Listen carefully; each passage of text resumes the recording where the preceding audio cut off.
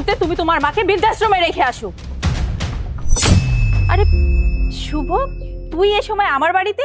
হ্যাঁ, আমি আসলাম তোকে জরুরি একটা কথা বলতে। জরুরি কথা? কি কথা? তুই তো জানিস আমার মার সাথে আমার স্ত্রী তেমন একটা বনিবনা হয় না। আর আমার স্ত্রী কালকে বলে দিয়েছে সে আর কোনো অত্যাচার সহ্য করতে পারবে না, আমার মাকে নাকি বৃদ্ধাশ্রমে দিয়ে আসতে। আর আমার মাকে যদি আমি বৃদ্ধাশ্রমে না দিয়ে আসি সে আমার সংসার করবে না। কিন্তু এটাও জানিস আমি আমার স্ত্রীকে কতটা ভালোবাসি, ওর ভালোর জন্য সুখের জন্য আমি সবকিছু করতে পারি।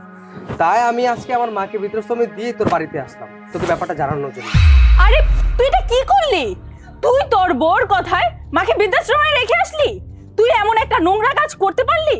আরে তুই কি ভুলে গিয়েছিস এই মা 10 মাস 10 দিন আমাদেরকে পেটে ধারণ করেছে, এত কষ্ট করে আমাদেরকে বড় করেছে, আর তুই কি না সেই মাকে বৃদ্ধাশ্রমে রেখে দিয়েছিস? এই তুই কি পারবি কোনোদিনও আমাদের মায়ের ঋণ শোধ করতে?